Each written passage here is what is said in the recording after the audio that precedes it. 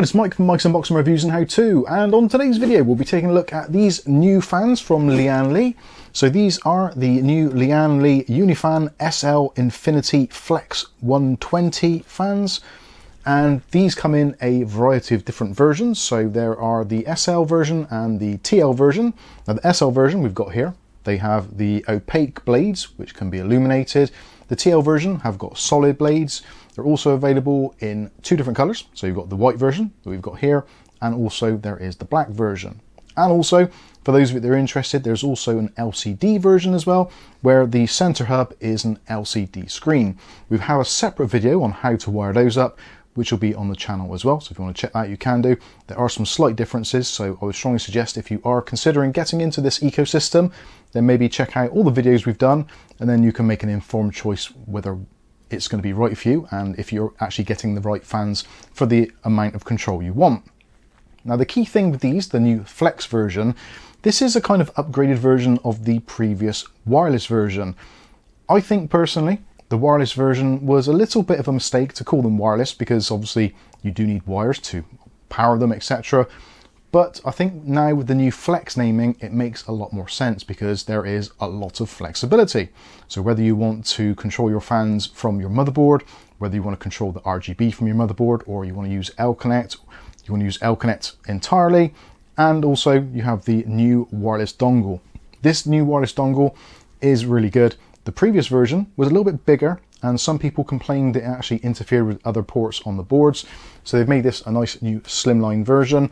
And don't worry, if you've got the older wireless adapter, it's basically the same as the new one, it's just a smaller size. So they are backwards and kind of forwards compatible, depending on what your needs are. Also, quite a nice feature, which not all manufacturers manage to do, is the fact that you've got various options when it comes to purchasing your fans.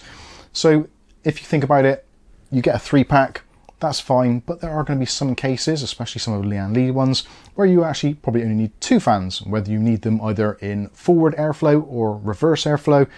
It's really good that you've got options, so you can buy them individually in all of the versions, and also you can buy multi-packs as well. We'll try and list as many as we can in the video description, but there is a lot, so we may just give you a kind of a default page to go to so you can see all of the different options available to you. Now when it comes to the actual specifications of these fans, they are 120mm fans, and they are using PBT/PC, fan speed between 200 RPM and 2300 RPM for the standard airflow versions. The reverse ones are a little bit less. Airflow at 67 CFM and acoustic noise at just under 30 dBA. And for most of you, if you've seen Lian Li fans before, then you pretty much know how they kind of work. So they do link together, so you can use them singly if you wish to, or you can detach them, add them together. You can have up to 4 in a chain, which is supported. Realistically, I think for most people 3 is going to be more than enough. And when it comes to the actual connectivity, we're going to go through that on a motherboard later on in the video, so I can show you where you actually plug these things in. But we'll talk about what is actually included in the packaging. So if you go for the single fan version, you get obviously a single fan. You also get one of these new wireless flex adapters. So this essentially clips onto the side of the fan, and this then gives you one cable which has 2 connections on it. Now the first connection is a fully wired 4-pin PWM. This can go either directly to your power supply via a SATA adapter, or alternatively, you can plug it straight into the motherboard, switch it to PWM, and you can run it through there. The choice is entirely up to you, hence the name Flex. You do have ultimate flexibility. I should also say as well, when it comes to kind of planning out your build and how many fans you need and which versions of the fans you want, when it comes to the individual single fan versions, those are essentially just the receiver and the fan. If you want the actual mains adapter, this comes with the triple fan sets, and also if you need the wireless adapter, that also comes in the triple fan set. So that comes with that. If you get these ones, it just comes with the actual receiver. So with the SATA connection, if you want to power these via SATA, SATA connection here goes directly into your power supply SATA connections, and then you have got 3 of these PWM style connections, which then you can plug a fan header from the receiver straight into there, and this will provide all the power you need to control both your PWM speeds and also your ARGB lighting, all via the remote control. Now, where the Flex system actually gets quite interesting is there are going to be some people out there that aren't particularly keen on using the L-Connect software, and potentially, yeah, you may have other addressable RGB devices which you want to use with maybe OpenRGB or maybe your motherboard's own software, such as MSI Center, Gigabyte Control Center, etc., etc. So what they've done is, on the actual connection, which goes to the fans, you've now got this little slot here. So what you can do, actually in the package, there is this new fly lead, which has a standard 3-pin 5-volt addressable ARGB, and on the other end, you've got a small connector. The small connector goes into the back of the receiver, and then you can plug this directly into your motherboard, or potentially another type of hub, splitter, etc. And then you can control the RGB lighting from your motherboard control software, or OpenRGB, SignalRGB, that kind of thing.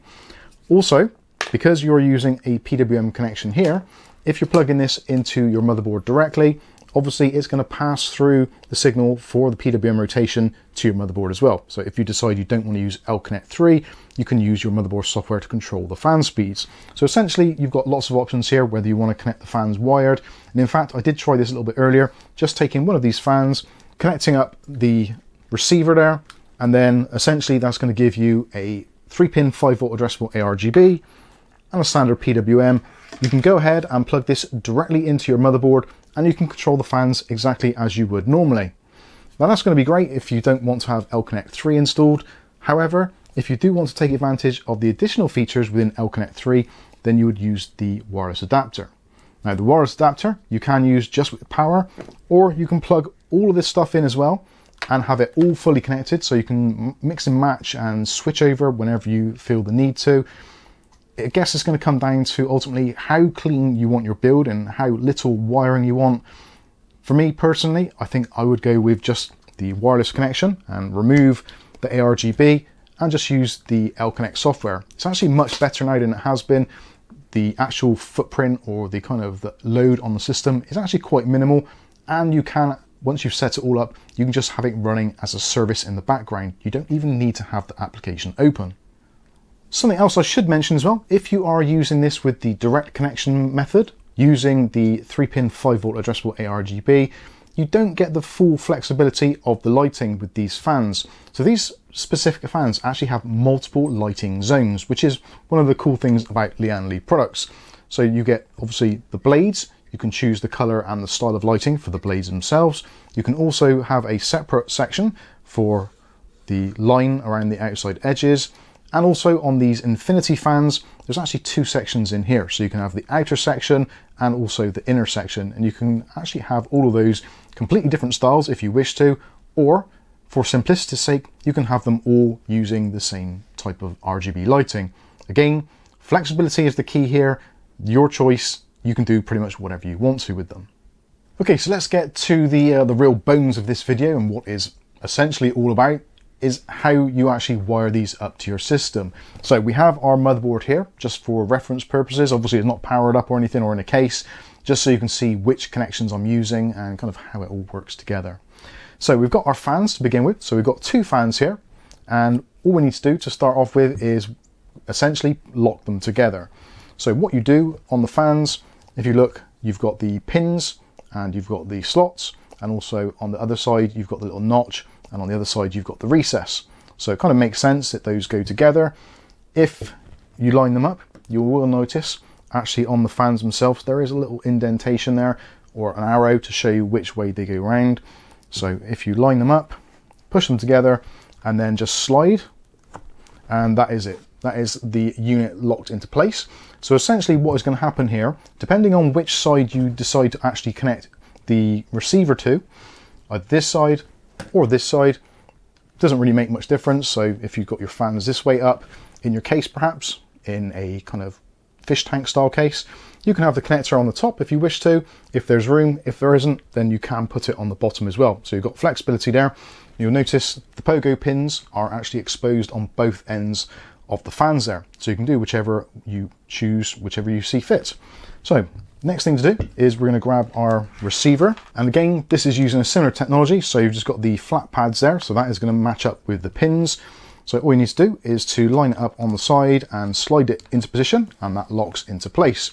Now, something actually quite handy as well, if you are somewhat of a perfectionist with your cabling and you wish to have your wire coming out of the other side, all you need to do is to grab a small flat bladed screwdriver. You can actually lever off the top, which I've shown in some B-roll, and then you can actually flip the wire from one side to the other. So rather than having to kind of bend it over the top like that, you can just literally do it underneath and keep it nice and tidy. Also, there is a little section around the outside edge there where it's supposed to be for kind of cable management, to tie up cables. However, I think that's a little bit of a kind of a risky move, and also you're putting some quite tight bends on the cable. But if you want to use it, you can do. It's entirely up to you. So with this setup like this, all we would need to do, depending on how you want your setup to work. So if you want to go for the ultimate and kind of wireless clean setup, then all you do is grab your USB adapter. So this is the kind of like the main brains of the operation. So stick this into a USB port on your motherboard. Now this only needs USB 2.0, so don't worry if you've not got many fast ports and you don't want to tie them up. You can use it in one of the slower ports. You can use it in a USB 3 if you wish to. The choice is entirely up to you. With the newer adapter, it's also a little bit smaller, so it doesn't really obscure neighboring ports unless you've got like another dongle, which is also quite big. For standard things like USB thumb drives or printer cables, that kind of stuff, should be absolutely fine. So we've got our wireless dongle installed. So now what we need is to provide the fans with power. So the choices you've got, if you want it very, very simple and kind of elegant and less wiring, all you need to do is to grab this cable, plug this into one of the SATA power outlets on your power supply in your computer, which I'm sure you've got spare ones of. And then you've got these 3 PWM style adapters. These have just got 2 pins connected. So all that is 12 volt and ground. So literally you are just applying power to these fans. So what we can do is we can plug in the connection from our fans and plug it into there. That plugs into your power supply, and that is it. Literally, that's all you need to do. You're supplying 12 volt power to the fans. The PWM and the RGB control will all be taken care of by this wireless dongle. That's great. So if you want a really, really clean, slick system, you can go ahead and do that. Now, for some people, you may not want to plug it in directly to the power supply. Now, there are some reasons for that, one of which is when you turn on the PC to start up with, the fans are just going to get 12 volts pumped straight into them. So they are going to ramp up to full speed until the L-Connect software or the L-Connect service actually starts on your PC. So for some people, they don't want the PC to be like a jet engine when it first starts up. Now don't worry, these are Lian Li fans, so it's not going to be too loud, but it could be a little bit distracting. So if you want to combat that, what you can do is take this lead, remove it from the power supply, and what you can do is just feed it 12 volt power straight from your motherboard. Now, one of the great things about this is, because you're plugging this into your motherboard, especially with the 4-pin connector, not only are you supplying it 12 volts and a ground signal, you're also supplying the RPM signal and the PWM data, which is great, which means then, if you don't want to use the L-Connect software to actually control your fan speeds, you want to use something like fan control or just the motherboard's BIOS, you can go ahead and do that because the system knows exactly what the fans are doing. You're still getting the 12 volt signal for your RGB. That's absolutely fine. You're still getting your 12 volts for the fans. That's great. So all you need to do is to locate a suitable PWM header on your motherboard, such as this one, plug it in, and that is effectively it. So you're still getting 12 volts to the fans. You can have up to 4 fans on a channel. So effectively a channel refers to this receiver or transmitter, however you want to look at it. So for each one of these, that is a channel. Now this receiver can actually connect to up to 10 channels at the same time. So if you think maybe 3 fans per channel, that gives you access to 30 fans, potentially even more if you wanted to. So 10 channels to choose from, and if you want to, you can have 1 fan on them, you can have 2 fans on them, you can have 3, 4, etc. You get the general idea. So you can mix and match a little bit, hence the Flex technology. Now again, for some of you, there may be a slight issue where you don't want to use L-Connect 3 for your RGB because it's not synchronizing nice with your other components, maybe your graphics card, maybe your RGB RAM, etc. So you want to actually integrate your lighting with the rest of the system. Now again, this isn't a problem with the Flex system. all we need to do is to grab our additional cable, which is the 3-pin 5V addressable RGB. We're going to plug our connector into the receiver end. And now what we can do is we can plug the other end of this. So this is our standard connection for RGB lighting, and plug it into a motherboard. Now we've handily got a connection just here. So we can just plug that into the motherboard. And now what we've got is we've also still got the USB control. So we can use the wireless if we want to for other data. But in the L-Connect software, we can actually go into it and turn on motherboard sync. In which case, your motherboard lighting, so your MSI center, your SignalRGB, your OpenRGB, can communicate directly with the fans via this cable. So this is what they mean by flex. You've got a lot of flexibility in terms of how you connect your fans to your system, what software you use with them, how you control the RPMs of the fans, etc. Lots and lots of options. Again, I will say there is a slight downside of using your motherboard's RGB software. Realistically, it isn't as elaborate as L-Connect from Lian Li. So when it comes to the RGB lighting, you'll find that the fan blades, the side slits, and also your infinity mirrors are all going to be doing exactly the same thing. Also as well, you will miss out on some of the nicer features of L-Connect, such as the lighting styles where the lighting patterns kind of chase through. So if you've got a system where you want it to kind of chase all the way around all of your fans, unfortunately with things like SignalRGB, you might be able to do it. At the moment, they don't have a plug-in to do that. There is also an option, possibly, there is an L-Connect 3 version, which is in beta, which actually has an OpenRGB plug-in. So potentially that might also work for you as well. Again, lots and lots of flexibility, loads and loads of options. And to be honest with you, I've probably given you way too much information to digest in one go.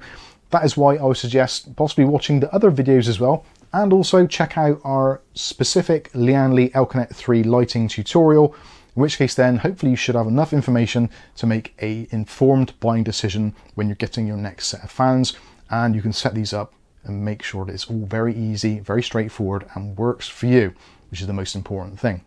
Before we go, something else I forgot to mention, there is actually a blanking cap as well. So for some of you who are thinking, well, those pogo pins sticking out the end could be a little bit hazardous if they're in my case and they touch metal.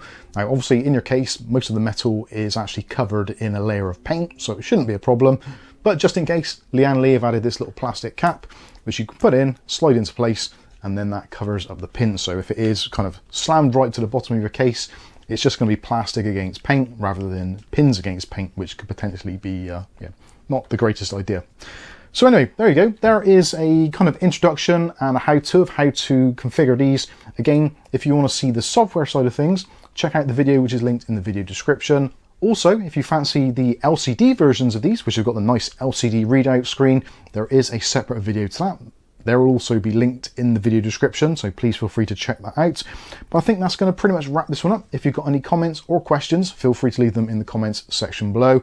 Alternatively, if you want a faster and more responsive answer, head over to our Discord and I'll be happy to answer any questions you may have there. I think that's going to wrap this one up. I've been Mike, this is Mike's Unboxing Reviews and How To, and hopefully we'll catch you in the very next video. Thanks for watching.